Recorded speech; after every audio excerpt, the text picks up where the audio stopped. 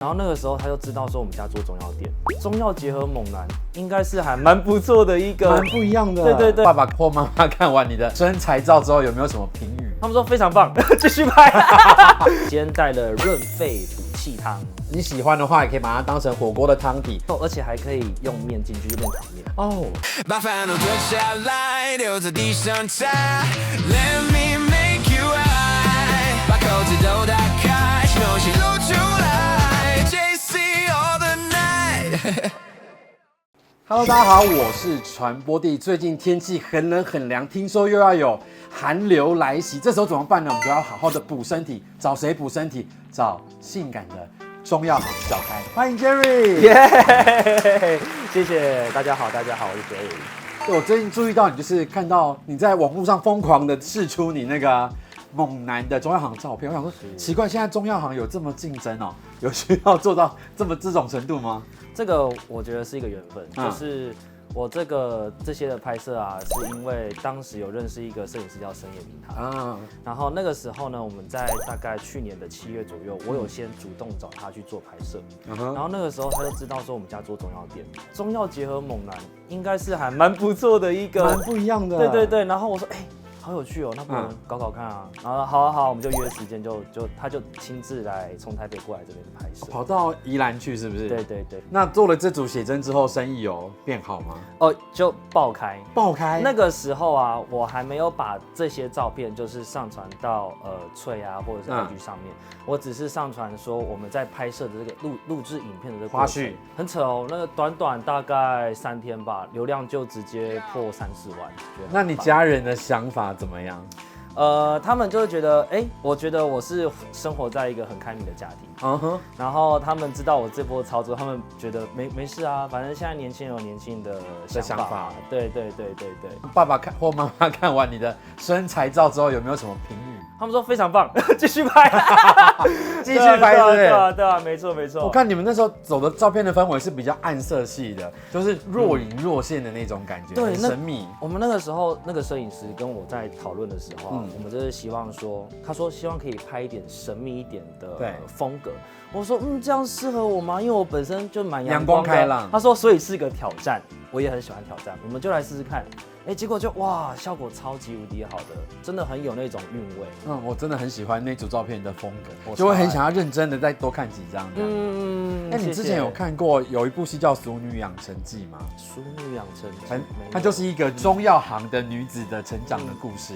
然后都看影集里面，就是她常会在家里面也帮忙，因为是中药行的小孩，然后她会帮忙可能晒药草，或是做一些什么切割啊、拆分的动作。你在家里面也有受到这样的训练吗？有，就是因为我们家中药品项非常多，再加上宜兰本身是比较潮湿的环境嘛，所以我们就要一直去照顾中药的品质，要时不时的把抽屉打开防潮。对，有一些要有那个坏掉就丢掉嘛，因为非常的潮湿，所以我们就会有一个干燥的机器，我们必须要把所有药材全部都集中起来，然后放到里面，然后去做烘干这样子。那你是看到药材就可以讲出名字的人吗？如果常用药 OK。例如常用的药材有哪些？例如说像你们有听过红枣、枸杞这些，其实本身它可以当做是食材使用。对，因为我觉得好像有人把它当零食，对不对？对，所以其实中药无处不在，然后什么黄芪啊、当归啊、山药。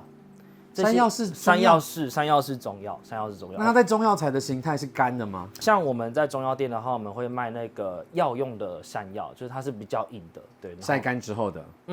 对，因为毕竟中药它有一个品项，它可以有很多不同种的炮制方式。会有人拿那个中药的人参来泡酒吗？有。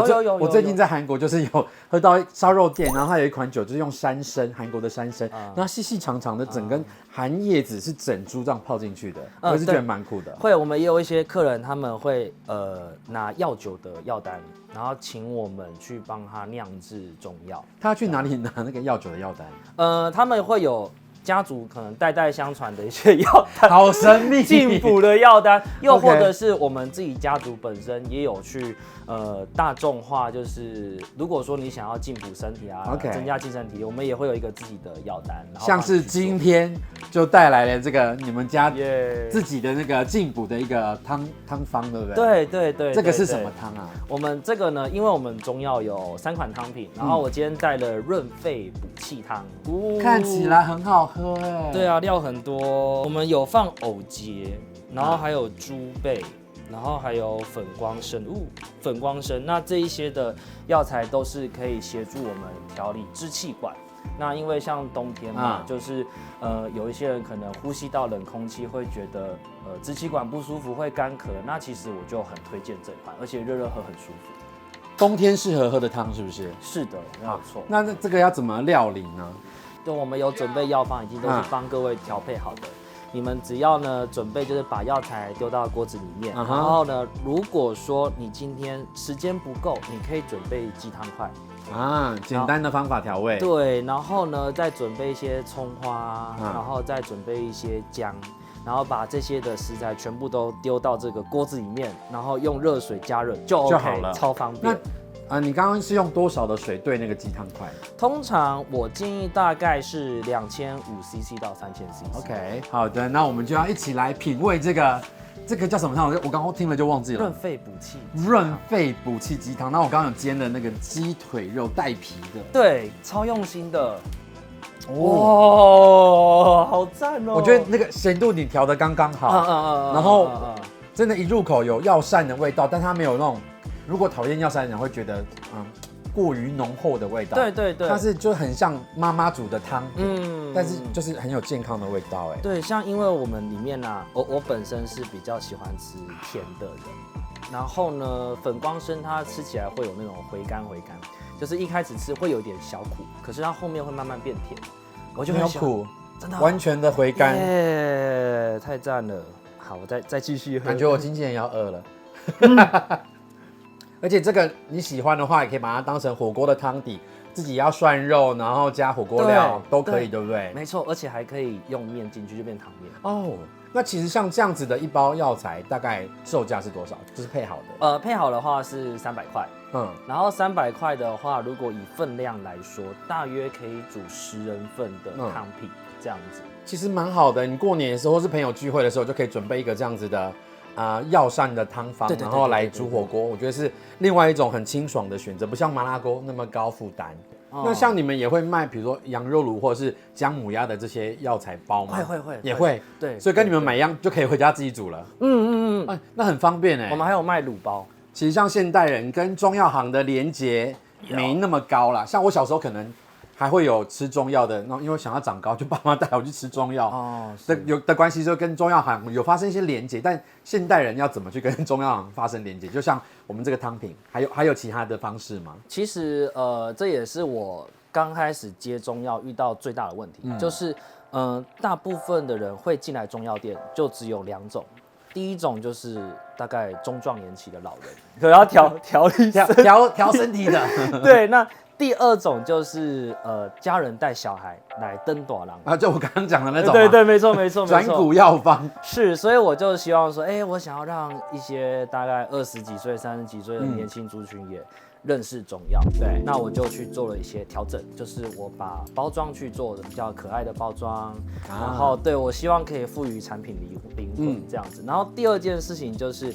其实中药它的呈现是无处不在的，就是像平常我们刚刚有提到，其实红枣枸杞它本身也是中药的一种。那像我们刚刚有提到山药本身也是，对，所以其实我现在的工作啊，就是一个大神功，就让他们知道说，其实你们平常在使用的这些东西，它就是中药，只是你们并不知道，让大家重新认识中药。对，没错。所以我们只是换了另外一种的包装形式去呈现给各位看这样子。但其实像你们还有防蚊包跟花草茶包，这些都是日常生活都用得到的嘛，对不对？没错，像我们那个当时，我也想用防蚊包，是因为我们家中药店是半开放式的，就是店面，所以夏天的时候那门打开蚊子超多，然后你有时候因为你穿短裤抓药嘛，你一抓可能就抓个2-3个小时，因为客人订单来你就是一个一个抓，对，然后被叮到爆炸。所以我才想说，那不然我来做防蚊包试试看。然后我就自己去试配方嘛，然后调整，真的有效。那花草茶呢，也是你们自己这一代新想出来的这些点子吗？中药店很多人都有在用花草茶来制作，不过我想要做一点不一样的事，就是我那时候去什么迪化街啊，他们都有卖那种很多花草茶，我就是想要把量增加到很多，就是小够短蛙那一种。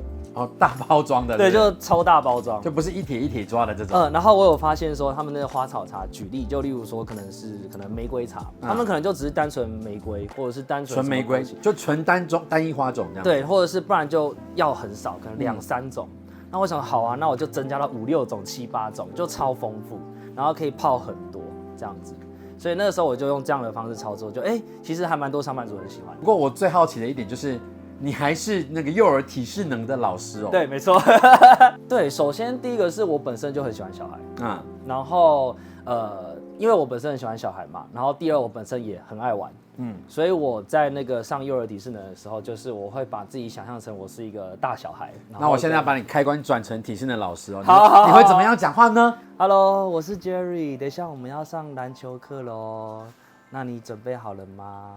这么温柔，对，我会这样，因为跟他们讲话不能太大声，是不是？就是他们也听不懂啊，就是太大声，他们也会，到底在大声什么？几岁的孩子啊？大概3到5岁。蛮小的耶。然后挑战。3到5岁的小朋友，他们对于这个运动是完全不知道的嘛。可能他们是那个，例如说我们今天上篮球课，他可能拿篮球还流口水那一种，对，很可爱。所以其实通常第1堂课的小朋友都只是让他们初步认识我，然后不要害怕这个新环境，因为有些小朋友第1堂课竟然会哭。对我目前有教3种，第1种是篮球，然后第2种是游泳，第3种是足球。感觉你是会把自己搞死的人。我你很喜欢给自己找麻烦，对不对？因为上游泳课感觉很挑战。哎呀，我觉得这是一个，我本身就是一个从小很喜欢挑战的人。我懂，看得出来。我觉得很刺激啊，对啊。然后再来就要聊聊，你之前也有参加过2025的台湾先生选美，对，你当时参加心情怎么样？超级辛苦，因为我当时在参加选美比赛之前，我是参加健美比赛嘛，那健美就是完全 focus 在 posing 啊。对，我当时一直以为选美跟健美是很像的东西，但是呢，去了解了之后发现没那么简单，差很多。他们还要才艺表演，西装走秀、泳装走秀，然后时装走秀，我就觉得天哪，怎么好多东西要记台步啊那些的。等于是重新学习了很多东西。对，最让我印象深刻的是，就是我们有一个环节是西装走秀嘛，然后那个时候我们有一位走秀的老师，他就说：“你们现在穿上了这身西装，你们就要把自己想象成是个王子，你就是个国王，就是个王子，很难想象这个心情。”对，然后那时候我就有记住这句话，然后他说：“你要把这些所有的观众都想象成是子民，他们全部你的子民，你要大方的走出去，展现出你王子的态度，这样就是要高贵的气质走出去，这是最让我印象深刻的一 part 这样子。那你也参加过很多就是健美的比赛，没错。对自己身材最满意的是哪里？有2个地方，第一个是肩膀，然后第2个我原本想讲腹肌，但是呢，因为现在是非赛季，腹肌有点微糊，所以我不敢讲。我觉得大家来这里都很怕回答腹肌，因为腹肌你看是光是坐着或干嘛，非赛季就是容易消失，那它是最难照顾的一块腹的肌肉，对不对？对啊，因为你只要水肿你就苦了。好，但是好身材这种事不能光说不练，有没有机会看你现场？好啊，可以啊，没问题，没问题。耶，那露一下咯。Watch me walk away, putting myself on display. 1, 2, 3 a day. I'm on my way, on my way. 他说腹肌很难照顾，但他现在腹肌还是非常明显啊。你知道我这几天狂做有氧。狂做有氧。你是因为节目的关系，不行，我要让他赶快再出现这样子。对，我今天早上还做有氧。我刚刚说肩膀嘛，对不对？其实手我也还蛮有信心的。来，二头先让镜头看一下。